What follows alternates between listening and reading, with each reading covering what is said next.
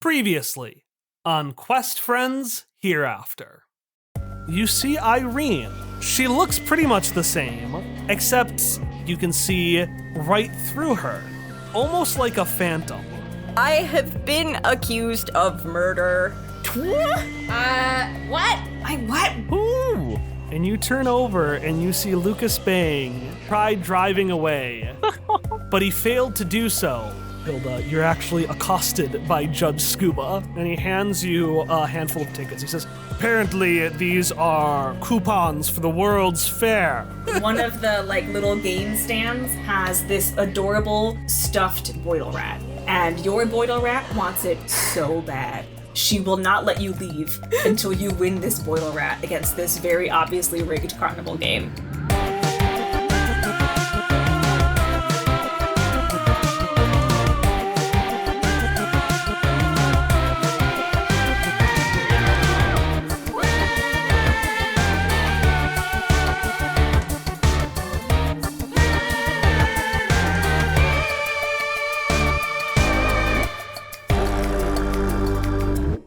So, you are at the World's, with the apostrophe after the S, Fair. This is yet another thing to describe. The World's Fair is it's a fair. It's Mardi Gras plus any carnival you've ever been to.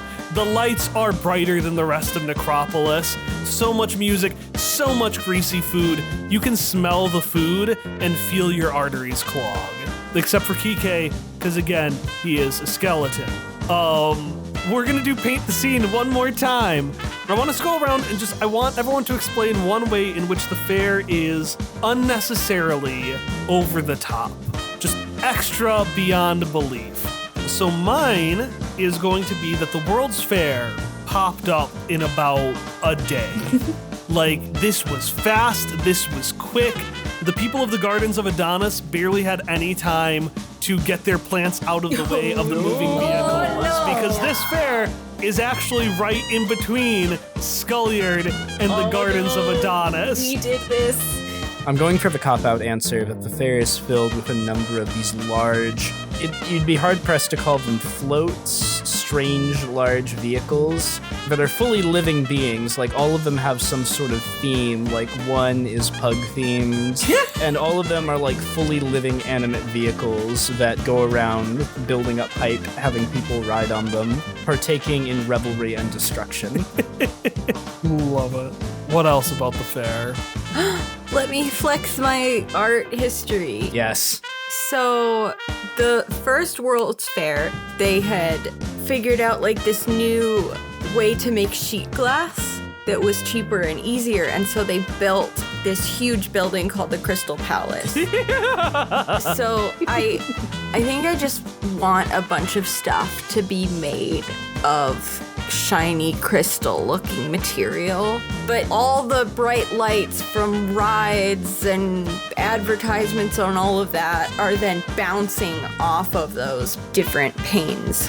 Okay. Also, a fun fact is that the first World's Fair was called the Great Exhibition. And at the Great Exhibition, was that the one in Paris? No, it was not. It was in London. Damn it. Because the Crystal Palace, Helly, how could you forget?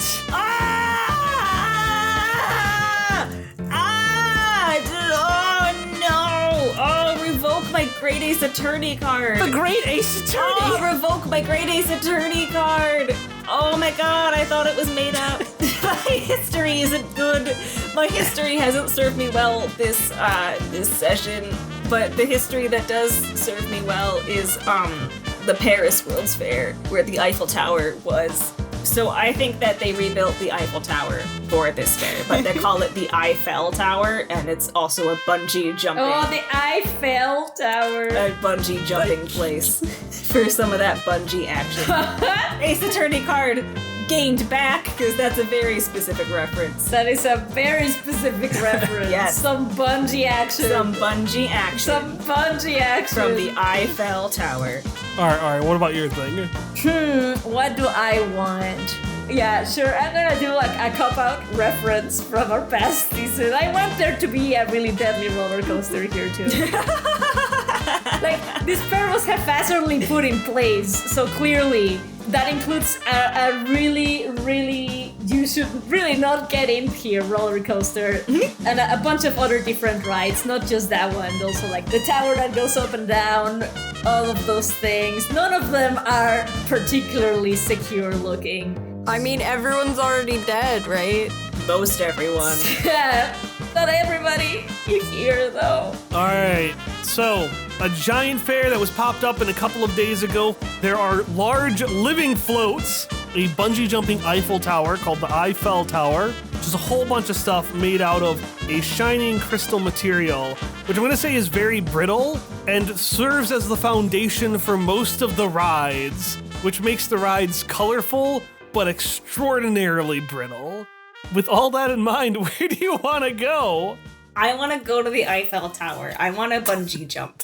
Some bungee action, please. Hilda's going to the Eiffel Tower to make sure Sparky Malarkey is okay.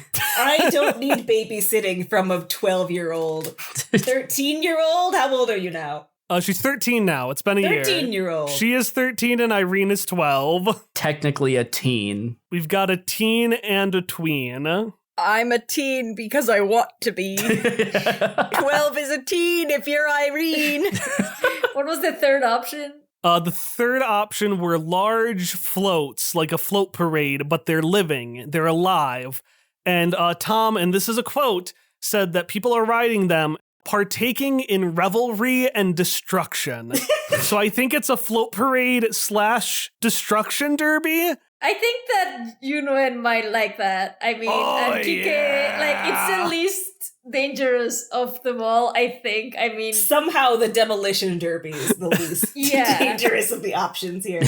Yeah, she's tugging on your shoulder and just pointing fiercely to just you can just see fire and smoke behind some buildings. Smoke that, again, is reflecting off of the reflective surfaces that make up the entirety of this fair. Okay, Chapulín. This is definitely the least dangerous of the three things I see on this fair. So let's go. I assume, is Ariel there too? Yeah, Ariel is looking through a pamphlet right now of just like things at the fair. That's what it's called. It's called a fair. There you go. You coming too, Chamaco, or are you looking at something else? What?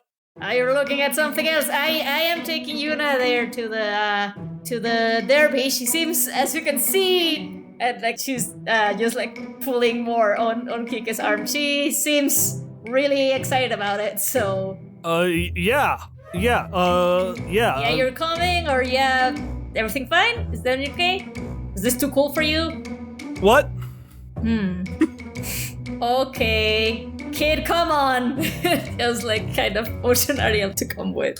And Ariel just shifts a glance down back at the packet and like looks up and looks at like the map of the fair on the side, and looks down and looks back up. What? Yeah. What are you looking at, kid? Let me see. No, I was just they shut it. Floats, yeah. Okay, you know what? I'm not gonna ask. Cheeto, yeah, let's go. Alright, I guess you're at that age. I'm not gonna ask here. Yeah, sure. Just not in front of you. No, actually, don't say that. Time to show the book that Grunkle's then shows. Why am I sweating? Why am I sweating? Pituitary gland. Got big plans. You're saying to a junior in high school, someone very far into puberty. Kike has sometimes a hard time keeping track of time. It's been a long time since Kike was a teenager. It sure was. Wait, are they? No, they're a senior now. They're a senior in high school. Oh boy. Well, know, you're still at that age. Yeah. You're still that age. All right. Yeah, Ariel will go off with the two of you for now. And then Irene, what are you doing? Irene was planning on going to the roller coaster, not to ride it, but because no one else was going there and she's got to be cool and do her own thing. I don't need friends. Because she's a teenager. I don't need companionship. I'm independent. Sparky would probably just walk away and then say something to the effect of, all right, let's split up gang rules, meet at, there when we're done. And then I point at, any landmark that I see. And the first thing you see is this creature that looks like a ram, but with a cowboy hat. It's one of those wavy inflatable doll things. Just it's making those noises too. Yeah, even better. In front of just a small diner labeled Die Hop. That's definitely hard to forget. Yeah, you can't miss it. It's perfect. Está bien. All right, I'll see ya. See you then. We'll head back to Die Hop.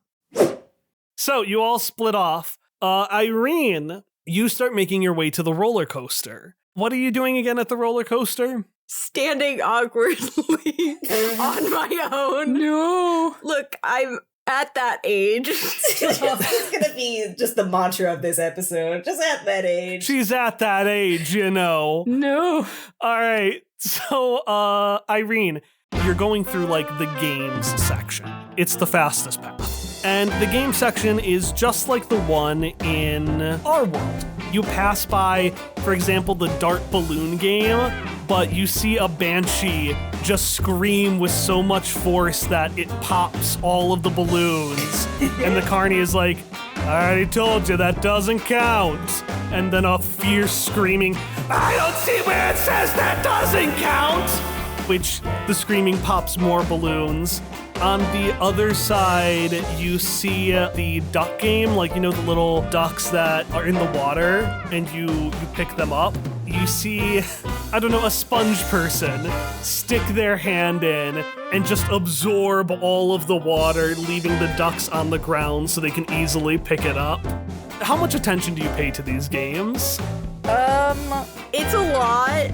There's a lot going on, so she'll look around, but it's not like watching things just because there's a lot of flashing lights, and that's kind of a lot. And she's also, even if they did look fun, she wouldn't want to do them because she's a cool teen now.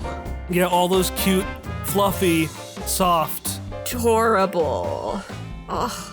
And you know, Plushies. you know they're all Necromon. And Irene's a nerd. She loves those plushies. They're all like she wants them all. They're all like, But she definitely doesn't. they're all Necromon. There are a couple of like cute anime chibis from shows like Symphonic Overdrive, the orchestra themed anime. Well, she definitely doesn't want those, because why would she want those? Because those are baby shows for babies. Yeah. Totally. How do Irene's Necromon feel about the games? Pokio is just... Pokio's at that age, you know. They're just too cool for the games. God damn it. It's like, I feel like Pokio just thinks, like Pokio's a general. They're a chef. Yeah. They don't need to play with the ducks. They have no fucks to give for the ducks. No fucks to give for the ducks. A snob nosery look away at the carnival games. Is the dogs the type of game where you like shoot at the dogs? Is that That wasn't the one I was talking about, but there is another one. We're gonna say it's mixed with like the hammer strength game. It's almost like a Mario ground pound. You do like the hammer down, and it will shoot water out at the ducks. No, I was just asking for clarification, but I actually was thinking of a different game that Malaya would be into. Maybe also with dogs. It's the one where like you have like holes and there's like an animal coming out of it and you have to smash it Whack-a-mole. with a hammer, and Malaya would be into that. Like probably breaking the game. Yes, absolutely. In fact, Chuck, the guy who runs the carnival section, likes ducks so much that the official Necromon of the carnival games is the ducks. Literally every game is a duck game now. Every single one. I just love that the Necromon name is Duck. It's all ducks. Duck. Duck. Duck. Good. Duck. That's what they say. Good. So Malaya is like into that game and trying to use his fists as the hammer to hammer the ducks. And what about Mossy's? Mossy's hungers. Mossy's is unimpressed unless there's something to chew on. Okay. And so they just want to like absentmindedly gum on Irene's things until they get fed. So that's what you see, Irene. Pokio's got their nose up, the Mossies are just gumming on your stuff, and Malaya has gone over and just started bashing into the duck game. And if it's all right if I take some liberties, Ari, once the whack-a-duck game is ended, Malaya just keeps whacking without restarting it. Yes, I love that. But Irene does not have 3 Necromon. Oh yeah, that's right. So where is your Necromon? Gone. Okay, so Irene has lost her dog.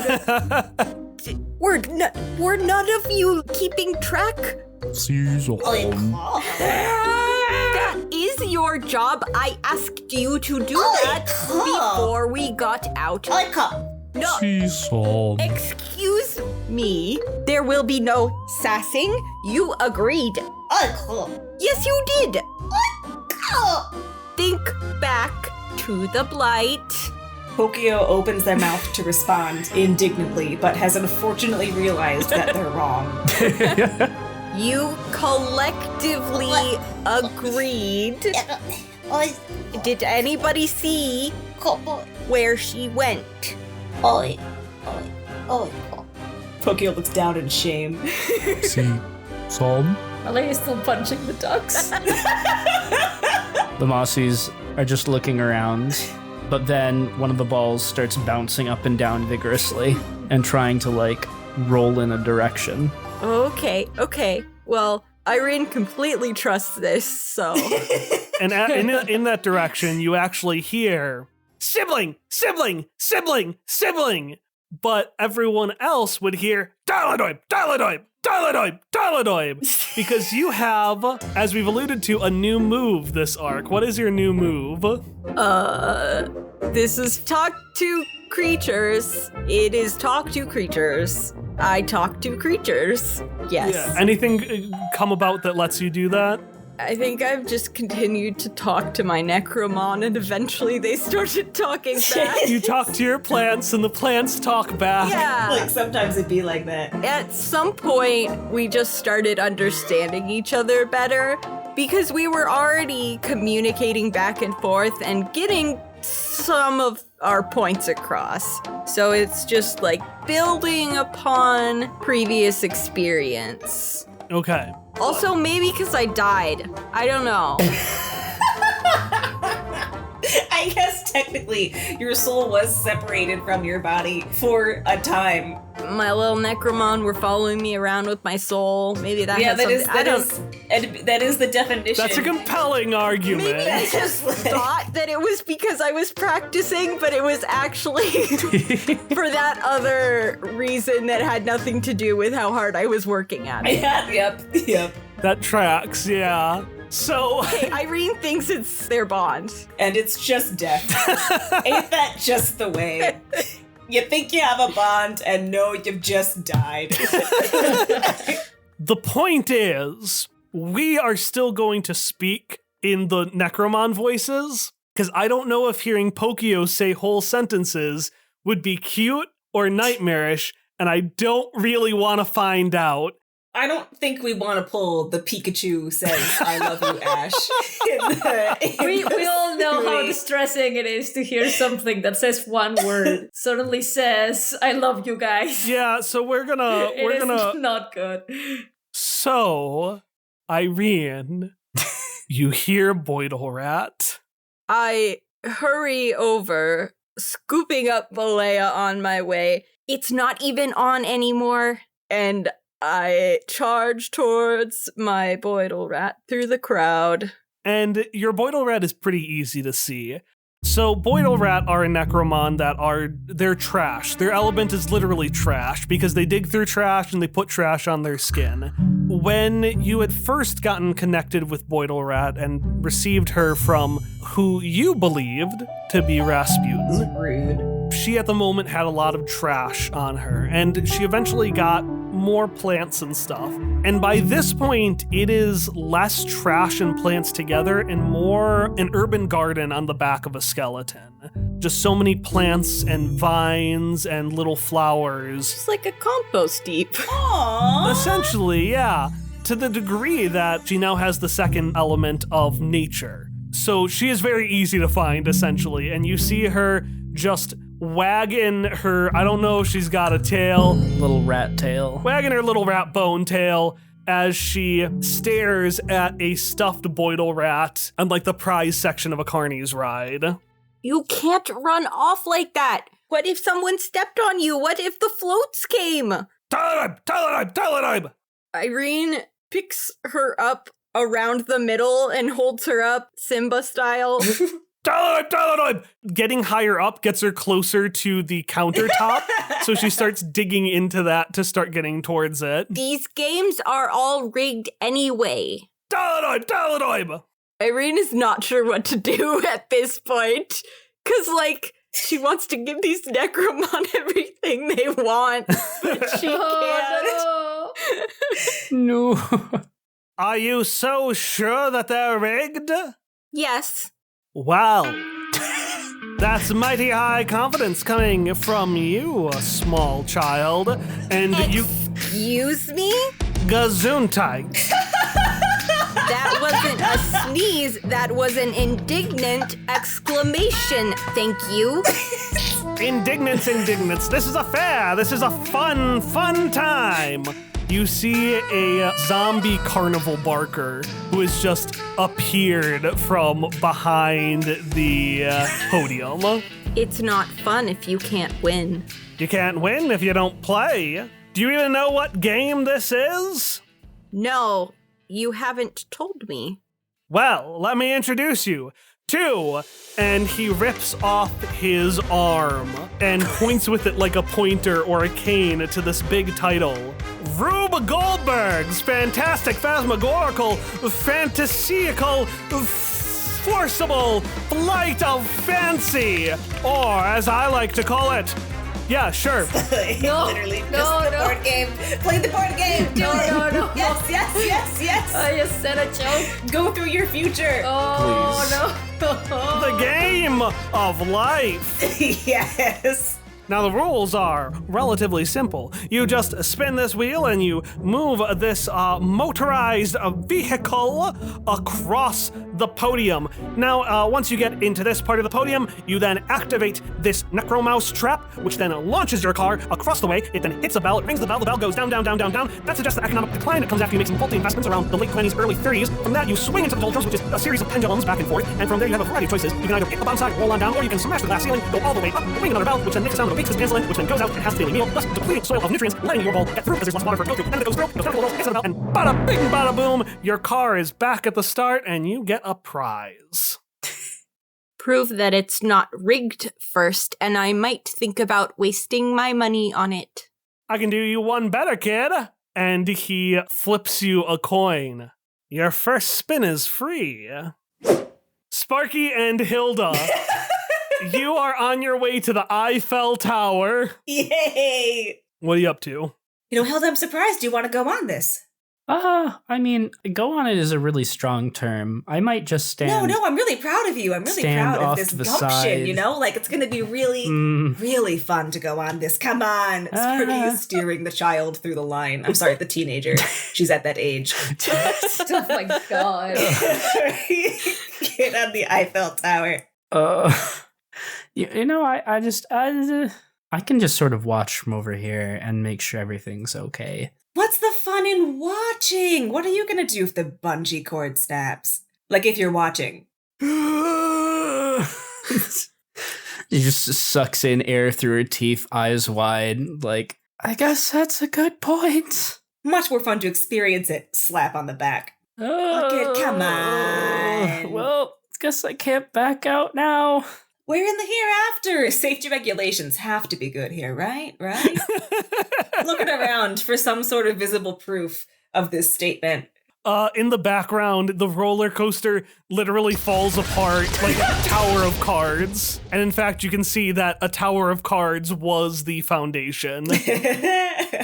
Come on. All right. What's the is there a height limit? Let's make sure you match up to the height limit. Yeah, you see a thing that says your bones must be this tall. And you see a ghost look at it. Aww. And then just turn away.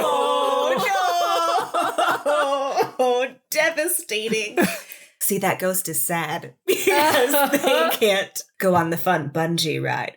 Hilda's gonna puff herself up at the mention of, like, are you tall enough? And just be, like, as straight-backed and, like, tiptoed as possible. I love that Hilda does not want to go on this ride, and I was trying to give an out in case you really didn't want your character to go on the ride. But Hilda's like, no, I'm tall enough. I'm gonna go. You implied I was not tall enough to go on a ride. I mean, I did. I am technically a teen. You're at that age, like, you have to be tall enough to go on the Eiffel Tower. God. Daddy! Oh, no. That's them! I know that's them! Are you sure, Pint? Yes, I am! You see two headless. The headless are people who died in over their head. So there is this giant guy who's wearing this armor that makes him look like just a giant stein. And then on his shoulder, just this tiny little child that looks like a tiny little beer cup with her armor. Christ. And they walk over to you. It was like a literal hold my beer moment. Yeah. God. Oh, it's the heroes. Oh my god, why? Huh? Sparky turns around, and then she opens the pamphlet they took to be like, heroes? Like, is there a show? I'm sorry about that, ma'am, kid. My daughter Pine, she's a political savant, they call her. Oh. Yeah, you're the ones that without any experience or skills proved the murder of Sammy Esther. Well, one of those things is true. Didn't we prove that no one murdered Sammy Esther? The little tiny Pint puts her hands against her armored, like, sides where the bottom of her neck would be and looks at you and says, "That's just like something Hilda would say." What? Was this on like a news network here in the hereafter? I didn't know that it was getting dimensional coverage. Well, no, we were following the Necromon championship. My little kiddo here, Pint, was super into it, but now I'm into law and justice. Well... Those are two very good things to be into at your age. You, sir, have a wonderful child. And you as well, ma'am, are raising a wonderful young lady, just very... Oh, thank you. You know, she's not really mine, but she's my protege, and that basically does make her mine. I imagine it very in character as Hilda is just, like, hooked in by Sparky Malarkey's arm into that hug and just, like, awkwardly caught off guard. That's correct. You feel Pint on your shoulder. She's just jumped from her father and is like bouncing from one corner to the other and is like, "Are the other ones here? Is the amazing Aurelio Enrique Ueso Kanaka here? Is Irene Hawthorne here? Is the law book here?" Raccoon! I like to imagine that Booker just emerges behind Pint on Hilda's back like a spider that's just been clinging there. Yeah, and then he, like, holds up his front two legs like, ta-da! Booker will enjoy this attention. Wow, we have fans. Who knew? Hilda is going to, like, try to set Pint down on the ground, but also Booker. Booker was attempting to push Pint off because only he gets to ride on Hilda's back. I hope they just fight the whole time. Squabble, push this child off. Be a mess. Hilda's gonna look at Booker with like a be good look Raccoon. and just turn back and say, "This is my partner, Booker." Raccoon. Wow, he's a lot smaller in person, Raccoon. He puffs up his pages. but still is fierce. Raccoon! And he rears up and waggles his little legs. This is so cool. So are you here on your next case? What's your next case? Who are you gonna stop now? We're just visiting the fair. We were going to the Eiffel Tower. Eiffel Tower? Crimes at the Eiffel Tower! No, I'm still in school right now, so I haven't done a whole lot. But I'm in school too! Where do you go to school? Oh my god. Hilda's gonna redirect briefly to get off of the subject of what cases are you here to solve, and just say, oh yeah, I go to the Valley Middle School. Where do you go? Well, I go to Necropolis Elementary 13572, but, maybe I could, my daddy's really good at fixing things, so Daddy, maybe you could fix me to be an intermortal exchange student. I don't think fixing works quite the way that you just said, but I admire the gumption. Depends on what kind of fixer, actually. Well, we'll talk about this later, kid, but I remember, why don't you check out your height there, and remember, don't tell people about that. Don't tell people about what? He turns over and he says, my kid, really inspired by the work you did, but, that was legally testy stuff. Is it exciting if it isn't? I understand that a job as a fixer probably has some of that, too, if I'm thinking of the right fixing, of course. He hands you a business card. Yes. That just has a QR code. Yes! Awful. And he says, the name's Beer Steinsman. This fucker. Okay. You ever need something done, you give me a call. All right, but legally, right? You give me a call. Okay, good. Hilda's gonna stand up straight, look Beer Steinsman in the... I don't know if he has eyes, I'm gonna be very honest with you. He doesn't have a head, he is headless. That's right, headless. Just in the center of mass. Maybe upper center of mass, like wherever Hilda would presume would be closest to eye contact, and just say, we didn't do anything ourselves that was outside the bounds of the law. We argued our case, and we showed the truth. If anything was done improperly, it wasn't done by us. Oob. Sparky just points at Hilda, who is a much better representative of their legal services. Oh, that's fine. Listen, I'm just presenting my services, and I'm just saying, you did real good with that case. Everything fell into place, but, life can be messier than that. Oob. Hilda's gonna narrow her eyes and then turn back to Pint and say, it was very nice to meet you. We gotta get on the ride now, but I hope you have a fun day at the fair, and I hope you continue to be interested and excited. Yeah, I'll be very excited. I'm very excited. I'm gonna become a big 13-year-old lawyer like you someday who goes to Valley Middle School, and I'm gonna fix things like you do and my daddy does, and she's gonna turn and face you, Sparky. And I know that you can with Mr. Lucas Bang. That's in character. Sorry, right. Hilda is just going to take Sparky's arm and just sort of start walking them away and then call over her shoulder. It was very nice to meet you. Channeling as much, don't ever speak to me or my son energy again. Booker chews on a rock, upset at the mention of that man. I'm so glad even Booker's in Sparky's corner. Kike, you are making your way. The sounds of destruction are getting louder. The lights of the flames are getting fiercer. And the glint in poor sweet Yunuin's eyes is getting fiercer. There is a flame in her eyes, and that is both determination and the reflection of the actual real carnage you are going towards. I'm pretty sure Toucan would like this. Maybe we could bring him here next time this happens, huh? What do you think, Chaparra? Yunuin nods her head, really excited, and then cocks it a little bit. And we'll say she has a phone now, like a little phone she can use. She's at the age of the phone. She's at that age. Her lanyard, which used to have little cards to say things, it's now a little phone that she flips around and she can touch. Nice. And she flips a series of things that basically ask, did you remember to lock the house so Toucan couldn't get in? Oh no! There will be just a close-up to Kika's face and even though he technically shouldn't be able to because he's a skeleton, just a drop of sweat.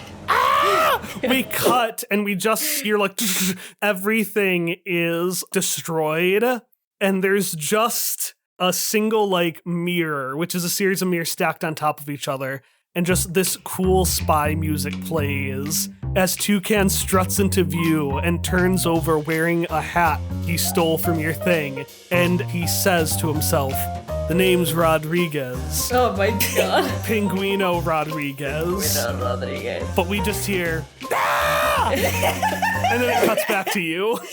Even though it wouldn't work as a skeleton, but just assuming it is as a cartoon, it would be this thing where the pupils get like 2 dots and just Kike would just be like, I'll deal with that later. And yeah, you come in, and as you come in, you just hear a deep gulp as one of the cars, which looks like a pig and a pug combined, called a pog, Oh my god. jumps into the air and slams on top of it, because these vehicles are actually Necromon. They're possessed Necromon like Booker, just like how Booker possesses a book instead of cards. These possessed Necromon possess floats. So there is this giant pig pug float that just does the car equivalent of jumping up and doing like the pile driver elbow thing on the car in front of it. Oh my god. Kike will just like protectively put an arm in front of Yuna just to make sure that the car does not slam into Yuna. She brushes your hand away. No, She's at that age. Kid! Oh, she's at that age. Kid, I know you're getting to that age. I too was as reckless as you at your tender age of 4th grade. But Fourth grade. She looks back at you like kind of impatiently, and you can hear just a little Arya laughing to themselves Oh my gosh. before looking back down at their pamphlet and seeming to look around for something. you're enjoying the show, Chavo? Ariel just looks around and is like, it doesn't even look up and is like, yeah, a Tota Madre. Yeah, it's real cool. Kike will just kind of shrug it off because he doesn't know what teens like these days, you know? Maybe this is now the kids show is now this derby and the teens actually like something else, you know? There's times move too quickly for this old skeleton man. Yeah, well, you should help Yuna pick something out. And they point to Yuna starting to walk away. And I want you to roll Slick. Oh! Grab the child, Kike. Grab the child. So what we're going to do now is what's called an anti-move. Essentially, an anti-move happens when a NPC is trying to do the equivalent of a move. In this case, someone is sneaking. Sneak! And so what you're going to do, Kike, is you are going to roll as if you're rolling the move sneak, but we're going to reverse it. So if you fail, the sneaker will get the equivalent of a success, but if you succeed, the sneaker will get the equivalent of a failure. Okay. Slick. That is a 8. An 8, a mixed success. You turn over and you see that the pamphlet that Ariel was holding is still there, but they are not. Oh, with that anime thing of the the outline. Yeah. Yeah, exactly. They ditched you, Kike. Oh my god! You. Where did they go? Oh, did they know that we were supposed to meet at the place that Sparky said? Do you know if they're here? I think they were too distracted. Yunuin doesn't say or press anything, Oh my god. but it looks painful for her. She's in cahoots. Oh. She's in cahoots. Cahoots. I want Kike just to like kneel and like look at her like, kid, Chamaka, what are you hiding? I know this is kind of the face That one face. Remember when Ariel broke that vase and you tried to say that it was you, but it clearly was not you. You had that same face. Remember that? My vase in my house. She continues to look around a little bit, and I want you to roll convince somebody. You can use either heart or fierce. I want to use heart. Okay, and I'm going to say you have advantage. Okay. Oh, so it's with advantage. So then I rolled 3. 3 and take the results of the top 2. Well, Okay. 8 again. so you kind of convince her. Choose one of these. Something is preventing her from doing what you want. She asks for something in return. She makes an inconvenient understanding, or she is temporarily upset with you. I want for her to ask for something in return. Let me think about this. What does she want? She wants Kike not to go after Ariel. No, that's such a loophole, Emily. I know. She reaches into her lanyard and pulls out something that apparently she's been holding on to for a long time and uncrumples it. So in a couple of months, you're going to take Ariel on a school tour of Skullyard, the big university here. It's a sheet for a signature for her to go along as well. Ah, qué canija tú. All right. All right. Just, remember, it's might be a little bit boring, okay? It's going to look at college stuff, and, you're at the age where that's kind of uncool and stuff. She just emphasizes, she shakes the paper a little bit and gives like a pretty fierce, like serious face. Okay. I don't know if he has like a pen or something. Is Kike the kind of man to not have a pen on him at all times? Oh, he does. Yeah, he does have a pen. Oh, yeah. why was that a question? Come on. I feel like that's a future slice of life complication, is he doesn't have a pen. He doesn't have, his pen bursts in his pocket. His quill. His quill. Yes, it's a quill. He somehow also has ink there, and he just does his signature. Like, there. Are you happy, bud? You have to. This will be for later, but you will have to behave, okay? No running around. Unless we're no longer in the tour, in which case, of course, but She nods excited and then takes a moment to compose herself like Ariel would and just does a very authoritative nod before taking it back and putting it back in while bouncing a little bit. Fine, I'm convinced. If you get too bored, don't blame me. This was your idea, okay? Now, where did your sibling go? Takes a couple of seconds to compose herself. Grabs her phone, which we'll say it's a bit bigger. It's like a phone tablet, but light. Mm-hmm. It's good tech. We'll say it's good tech. She takes it and she pulls up a page on it of the agenda, and you see one of the events, and it shocks you for a couple of reasons. One of them being that it looks so un-Ariel. So it is for a musical performance on the stage. The performer you see is this woman who seems to be in her early 20s, although since she's one of the dead, how old she looks has no real relation to how old she is. She's thin, delicate, that very kind of delicate, uwu, soft, beautiful, with long, wavy hair and just very soft features, and the hair spills out into a wide, frilly yellow dress.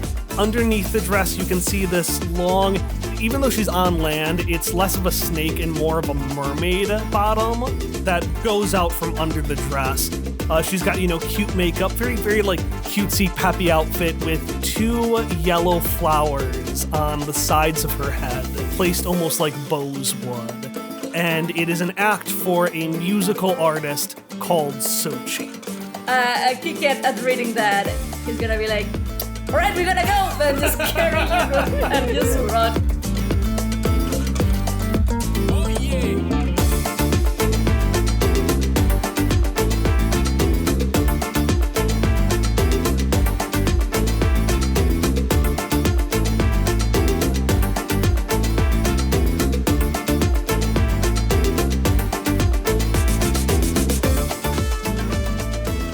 I'm going to be honest, I don't remember what part of the episode the announcement break is going in, so instead of segueing from its content, this is the segue into the announcement break. This announcement break, I got a call to action for you, and it is about our newsletter. Did you know we had a newsletter? Because we have a newsletter. Let me tell you about our newsletter. The Quest Friends newsletter, which I just started a couple weeks ago, exists for a couple of reasons. But the main idea is I wanted to create something where you didn't have to be up to date with current episodes or follow us on social media to know all the news that's going on. So our newsletter includes new episodes that are coming up, news and neat stuff that's going on. So basically the kind of stuff I would mention in an announcement break. There's also some additional fun content on there, such as a Necromonicon entry, where I do a little bit of world building, and then Kyle's Corner, where I just talk about whatever is on my mind that month. For example, for the month of November, I talked about the idea of planning less and talking more. Now, what does that mean? Well, you're going to have to you're going to have to read the newsletter to find out. Not listen. You don't listen to a newsletter, you read it. Unless you use a screen reader, in which case I guess you would listen to we got a newsletter. It's got a lot of cool stuff. Check it out. It's at questfriends.substack.com, or you can click the description. Down in the description, you're also going to see a link to the Maniculum podcast. Do you like Quest Friends? Do you like fun history podcasts like, things like Totalis Rankium and Pontifex? Do you wish you could just smoosh them together? The Maniculum Podcast is a podcast that adapts medieval tales into tabletop role-playing adventures. Mac is a PhD candidate at Purdue University specializing in medieval studies. He's also spent a lot of time playing and designing tabletop RPGs since high school. And Zoe is a narrative designer who's worked at studios such as Obsidian and Wolf Eye, and also holds a master in medieval studies. So if you wanted to take medieval history and you wanted to smash it together with role-playing stuff, which I'm going to take a hazard and guess that if you're listening to this podcast, that might be something you're interested in, listen to the Maniculum podcast. It is funny, irreverent, and educational as these professionally trained academics make medieval history accessible, funny, friendly to LGBTQ+ and BIPOC folks, and just a good time. If you're in the holiday spirit right now, they're actually exploring St. Nick's real history in December. So don't just do a regular Santa Claus D&D session, do a historically accurate Santa Claus D&D session. You can find the Maniculum podcast at themaniculumpodcast.com or in the description below. Thanks for doing this promo swap, Mac and Zoe. I hoped you liked my promo. I personally consider me going this hard off script as a sign of my passion, but we'll check them out. Check them out. Make this worth it. Don't make them regret it, please.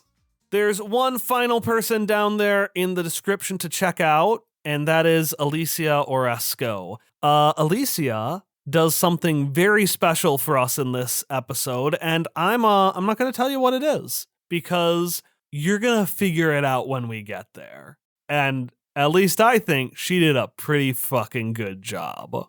That's all I've got for you today. Our next episode is going to be coming out ideally in a week on Monday, December 18th. But if you'd like additional content before then, you can check out, not our Patreon, I'm not doing the Patreon this time. Check out the newsletter, questfriends.substack.com. That's got new stuff, and you don't even gotta pay for that. Anyways, I'll see you there.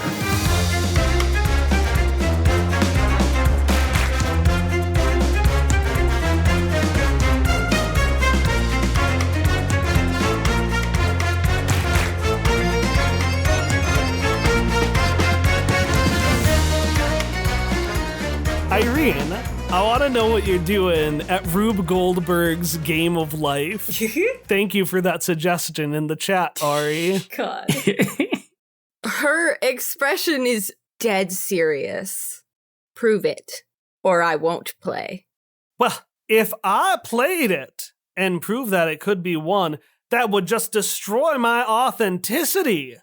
What do you mean it would destroy your authenticity to prove that your game works? Fair enough, fair enough. Kyle didn't understand things. He's gonna reverse time, and I'm not gonna have him said that. He's gonna say, of course, I absolutely will play that game. Let me just do a spin quick and roll me a slick. Roll you a slick. He's gonna try to sneak as well. Woo! 9. 9, so a mixed success on sneak. As he does it and spins it, you get distracted. Tyler! Boidleret gets really excited by the spinning things, and so you have to look down and shush her. So you don't notice him flagrantly cheat as he wins, but all of the other Necromon do. And yeah, then you win the game. Fine, but I'm only using your money. How about this? How about the first roll is free, and then we see where we go from there? I'm committing to 1 then. Okay, so we had a move, touch the other side, which was meant to be when you did something that was unfamiliar or strange, like driving a car as a teen who does not have a license or doing a magical spell. As you may have heard in Cryptid Cryptids, people easily confuse that for a weird move that uses a lot more magic, so... You use the Wow. phrasing. It's like... The phrasing is a lot more magical. So anyways, it's changed to use the unfamiliar. Just throwing me under the Rube Goldberg machine. So basically something that is unfamiliar to you. And in this case, I'm gonna have you roll that, which is a books roll. Like a fair game, you would probably use like Keep Your Cool or something, but this is a weird rigged game that you're trying to decipher as you play it. I mean, it's a Rube Goldberg machine. Yeah. Okay. 7. Okay. You're gonna choose 2 drawbacks. Okay. You do spin, and it kind of moves forward, but it either takes longer than expected, which in this case will do like more turns than expected. It works, but not quite how you expected, or it breaks after being used. I don't want to pay for it, so I'm going to do the ones that aren't breaking it. Okay, so... Oh, a spin! Oh, and that's a good old 1. Yeah, 1 closer. I will just do one more spin. You know, I'll do half price for it. What do you say? Fine. Dollar. Oh, that's another 2. Oh, now you gotta go back 2 turns. Oh, now you gotta do a handstand for the next one. You're like 7 turns down. He's like, all right, here's the first choice of life. You're gonna go to college or you're gonna go to law school? Well, obviously I have to go to college before I go to law school. That's the coward's way out, kid, and your dice rolls are so good you're going straight to law school and all of those extra law school fees. But don't worry, you'll be able to make up for more of it and then some. You just have to sell your soul. I'm just joshing. She slams her hand down on the counter. Repeat that. I have recently had my soul part from my body and would prefer to not have that happen again, so I will not be selling my soul anytime. It is not for sale. You cannot buy my soul. Hey, kid, I'm just joking. You're not selling your soul. You're losing your soul in the game. You're not selling your soul, okay? So, yeah, let's keep spinning. Why does this keep happening to Irene?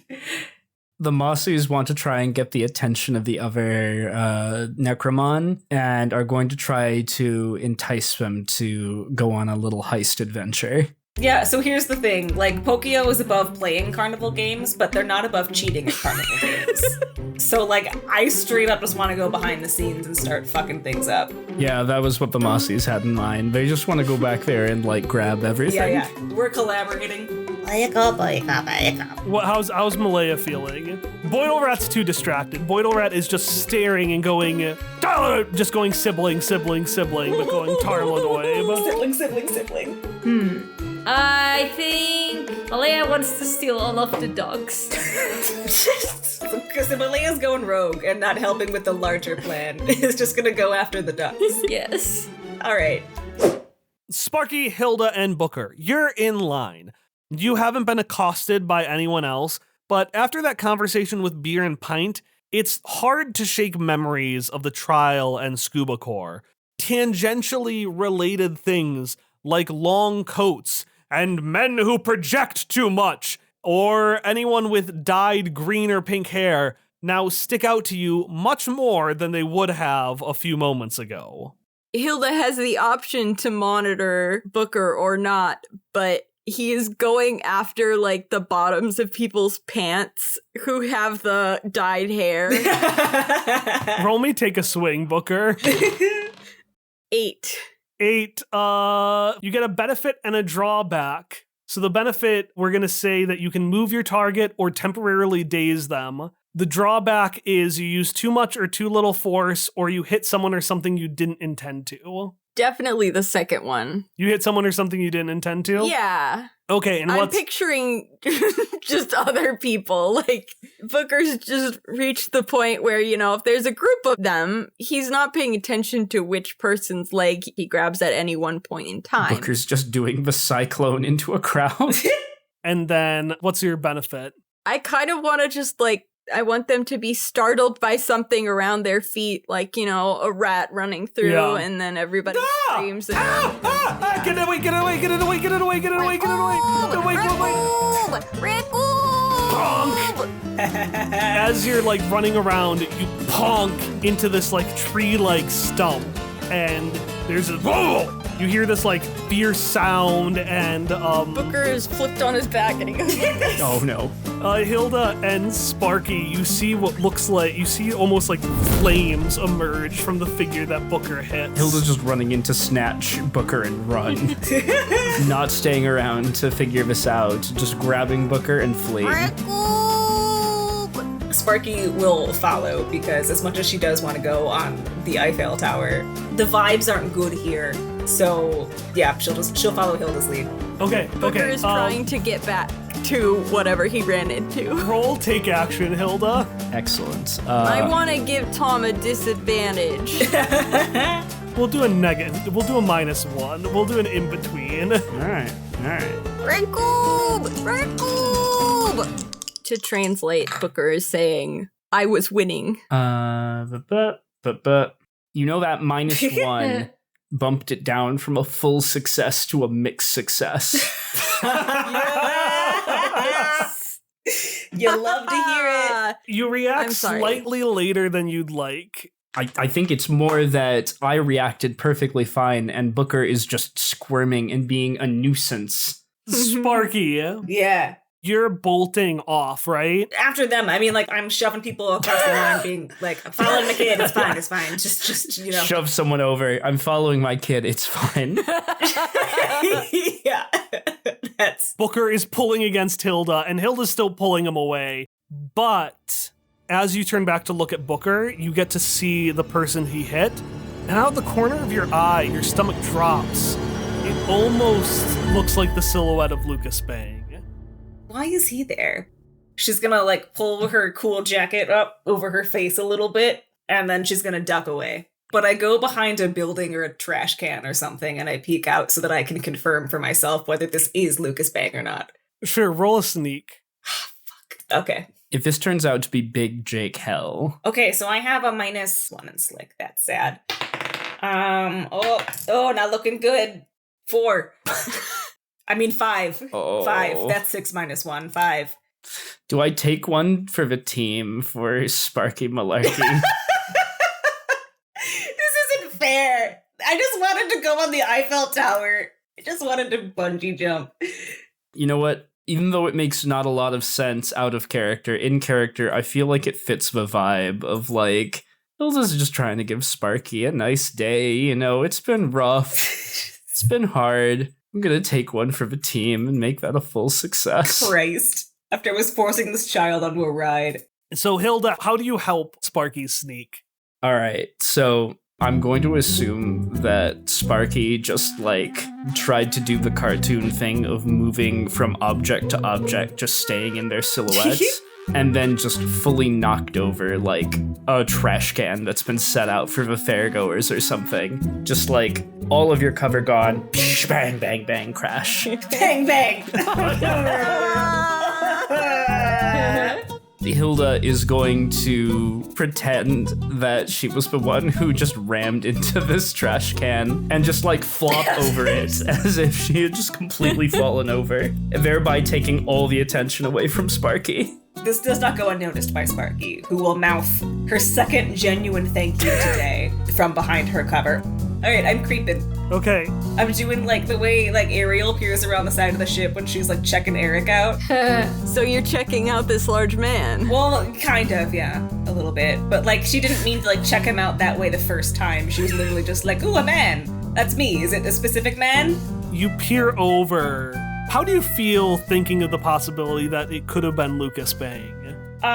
Like what the cripes is he doing here? This is redonkulous.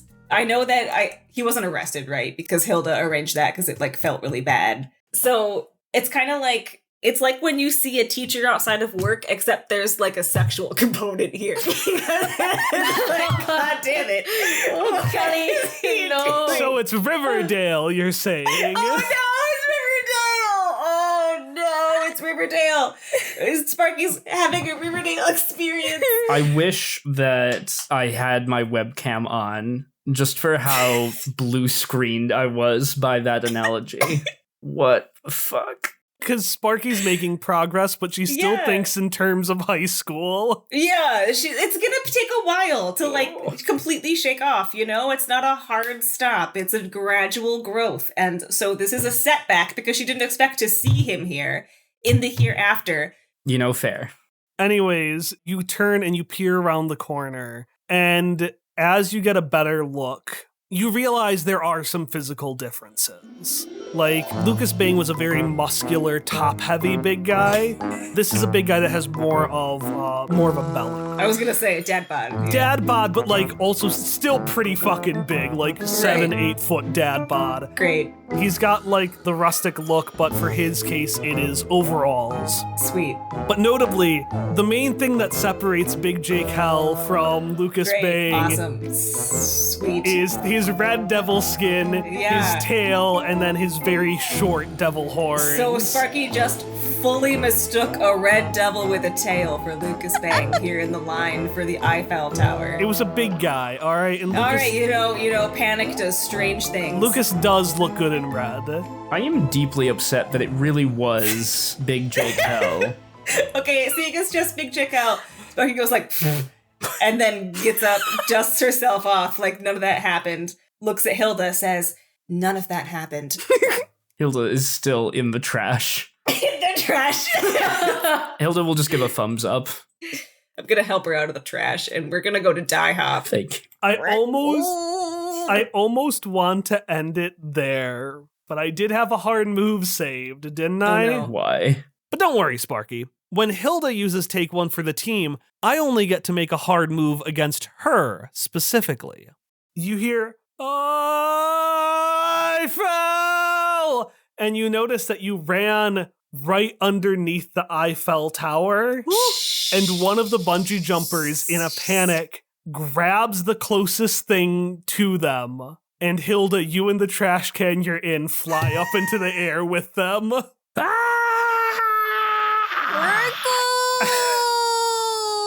wanted to go on the ride! All right, Kike, what are you up to? Trying to run to the performance while carrying Yuna. Yeah. There was some way that he could have left Yuna somewhere that isn't here. It would have, but I know it's too late because he also wanted to. If you want to take a detour, you can. Oh, when does the concert start? How close is it to any of the locations that the other two are gonna be at? Kiki just runs past Irene, slams Yuna on the table, and keeps running. I do love that image, though. Yes. Oh, what if the Necromon heist becomes Necromon babysitting adventure? Like, complication, you have to babysit. Do you have any AP? Do I have any? I don't. I have AP. No. Can I spot her one of my 4 AP? I will allow that, but I allow AP spotting if it involves the other player. So Ari's maneuver has to involve Sparky in some way. Oh my god. Oh, okay. I guess he trusts Sparky more than he trusts the situation. So he would. Ellie's face. He would, if assuming Sparky's thing is closer, he would run to Sparky and be like, "Don't talk about this, okay? Just if anything happens, you're going to go below Lionel in my scale, Malarkey, okay? Okay?" This is especially funny. Because you just lost your other Because this is seconds after Hilda was swooped by in a trash can. So she's like screaming in the distance, and then Pika comes by and deposits a second child in front of Sparky. And Sparky like looks up a little bit and then says, "I will guard her with my life." Christ. Hilda is just screaming in the background as she flies through the air, hundreds of feet above everyone. This is peak physical comedy. This is To take care of this Chapulin, okay? Just stay with her. Please do not tell her anything. Do not try to do any weird corrupting things, Malarkey. Okay, alright. Well, sorry, I will explain more, but I actually am in a hurry, so and he's gonna do the like I'm watching you kind of thing. good luck, he shouts as he runs away. Give me one of your AP, Hallie, for that. Yay! And I like to add the flavor that Kike set you in right where Hilda Right where had Hilda been picked was. up. So Sparky, as he leaves, just gently like moves her to the side. Just we're gonna stand over here. It's a safer spot. We're just gonna take just one step over. Just one. There you go. All right, Kike, now you're in this crowd and it's just you. Yeah. And you hear a big crowd. They're just cheering. Yeah! Sochi! It is a big, gaudy stage. Big curtains.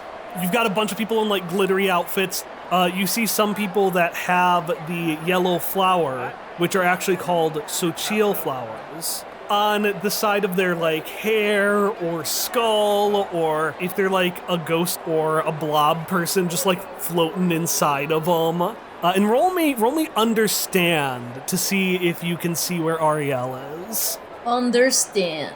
But I also believe, don't you have a move where you can find somebody? Yeah, oh my god, I do. It's called Natural Hunter. If I have access to an item related to the creature I'm hunting, roll with advantage. Would the pamphlet be part of the... Yeah. Okay, I want to do that. I want to use Natural Hunter. Okay, give me a roll. Roll. That is a 2. No, wait, a 4. Still not great, though. Take an AP. You misunderstand something vital about your target. And in this case, I'm gonna say, in a weird way, kind of like how Sparky had been looking at other things and seen Lucas Bang, you're looking for Ariel, but with the heads and stuff, you just keep seeing Sochi.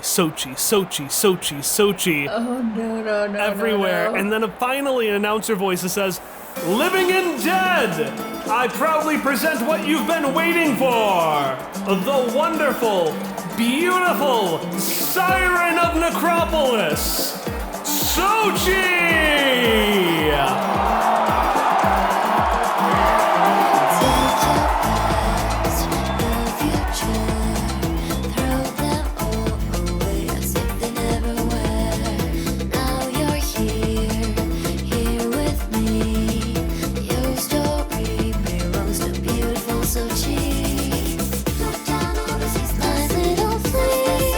I've heard your place, that you want all your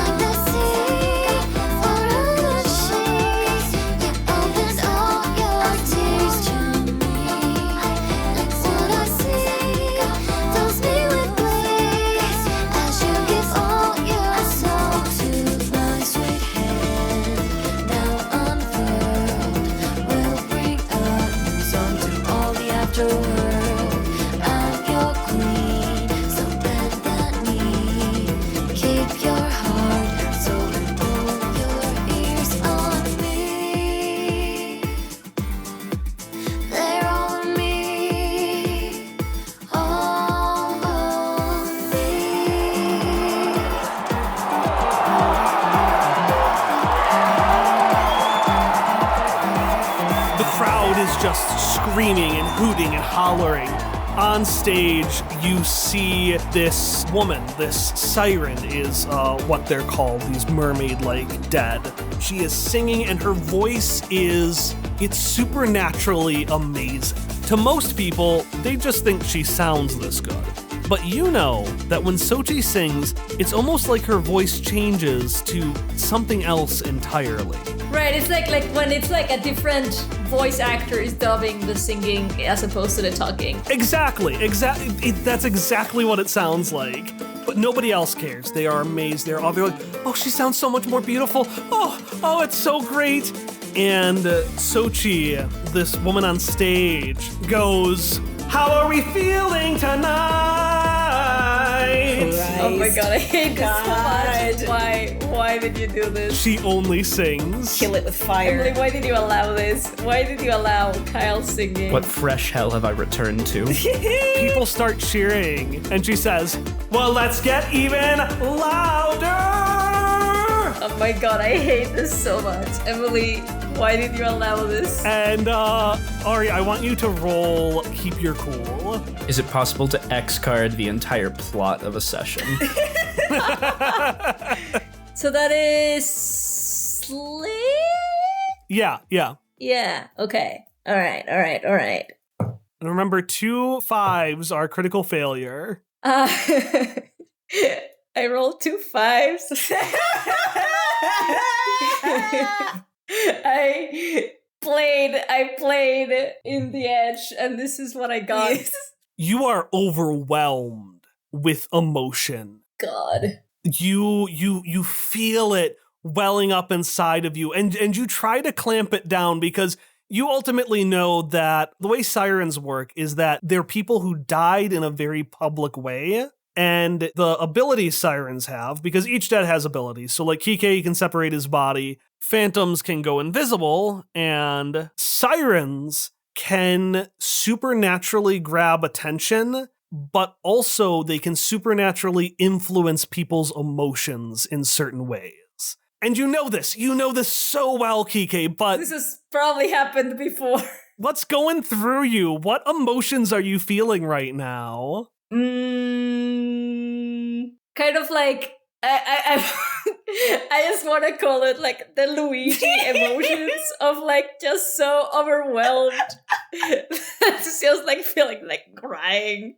Signs of Luigi, distant crying. Like he left this kid with Sparky, like what was he thinking? And then there's suddenly Sochi over here who we didn't know, and then Ariel is just somewhere in the crowd and he couldn't explain anything. And so it's just like, not like anxiety necessarily, but just like overwhelmed at the situation. Like Luigi when he cries, when he's overwhelmed at the situation. And the song fades, and the cheering goes down, and you literally feel yourself come back to your senses as she goes from singing back to talking. Thank you so much for coming to the show today, everyone. I am so excited to be here at the World's Fair, the only event big enough for me and my flower field. Am I right? And as she's speaking, Kike, and you come back to your senses, what do you do? Oh, I can't believe this happened again. Didn't even know I had tear ducts. Okay. He'll try to like either look for Ariel or try to find a way to go like backstage or something to get Sochi's attention, whichever might be easiest. Take a GM intrusion. Yes, another one. Oh my god, okay. Does this mean I get an AP? You get an No, AP that's- and you is give it to somebody else. Oh, Who do you give the other AP to? Oh, I'll give it to Hallie. Yes! For giving me an AP. Yes! I've gotten it back.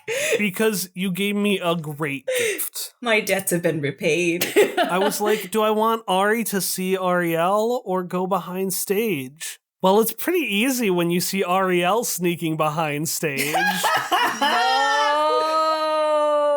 kid, wait, hang on. I need to wait. I need to kind of tell you things. Do I want you to roll take action or sneak? Well, considering Kike's yelling. Yeah, roll me take action. That is a 9. That is a mixed success, so a little slower than you want. So I'll say you catch up to Ariel, but they do duck behind stage before you can get to them. So you're able to follow them, but you're going to have to get behind stage as well. And are there people guarding the stage at all? Or like... We're going to say that the guards are, in fact, so enamored that they're coming out of their stupor as well. Like, you, for some reason that you might know, and I might know, but the audience doesn't know, managed to break out of the spell a lot faster than everyone else. Well, then I'm just gonna, if the guards are distracted, Kike would just, roll his eyes if he, and walk past the guards. All right, you walk past the guards and backstage. And backstage, it is just as gaudy as it is front stage. You can also see all the props in the back. There's a lot of flowers. They're all plastic. All of them are fake prop flowers. Of course they are. Love it. And then other, glitzy, glittery stuff. And you can see Ariel nervously pacing back and forth. Hey, Okay, can do this. I got this. that's bien? Kit? Hey. Hijo de su madre. Tio. What do you do? They, get up. What are you doing here? Listen, how are you feeling? Is that A lot. feeling weird? Anything? I'm feeling a lot worse. Feeling a lot worse than I was a couple of seconds ago, Tio. Okay. Okay? Mierda.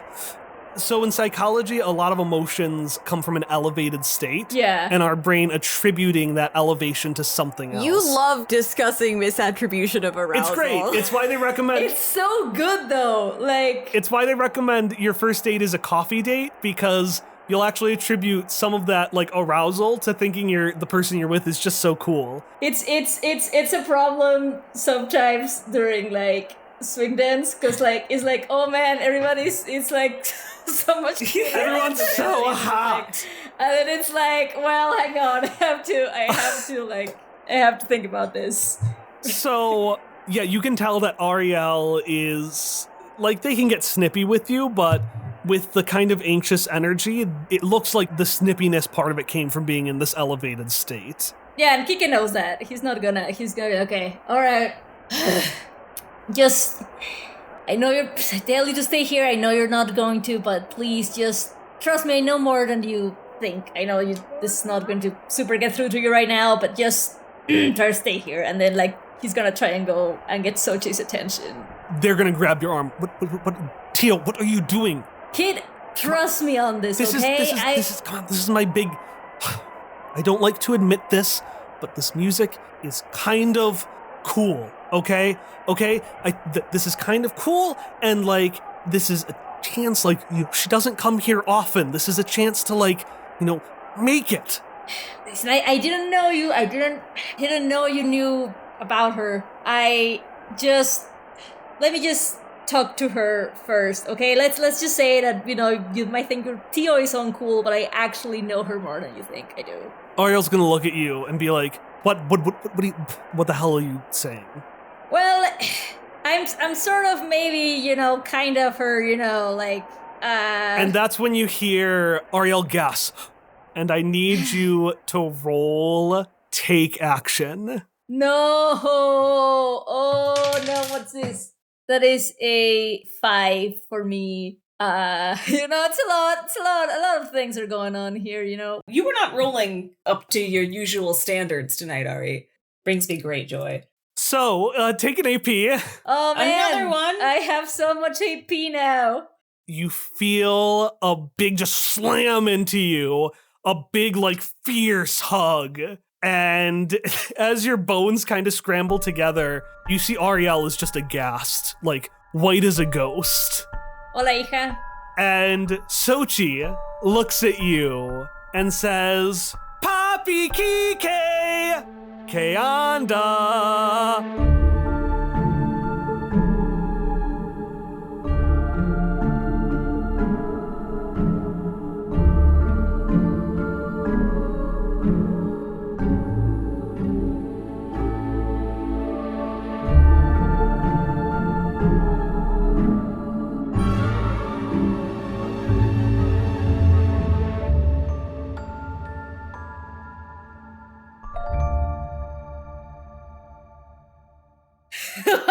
And that's the end of the session.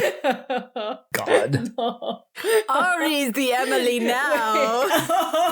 Oh, I hope everyone's excited for Kike's shit daughter. I'm so psyched. I'm just excited not to be in this position.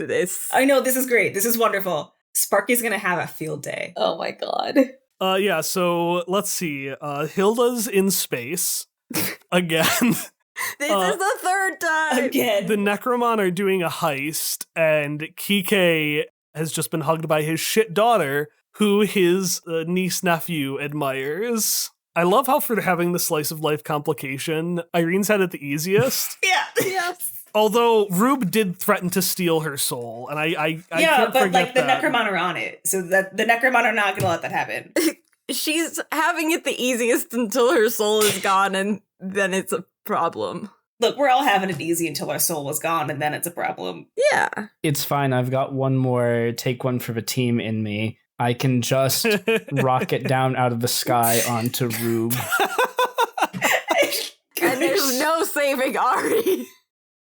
I'm going to go through some reminders quick and what happened last time. Unless someone wants to say what happened last time, but I have a feeling no one does. No. I can say what happened last time. God, teacher's pet. Last time, we were all heading over into the hereafter. We got flagged in, I forget the clever word for it, but airport security. It was like, you had a very good name for it that I cannot remember. The airport? Maybe. It was the Fort Worth Dallas Intermortal Airport.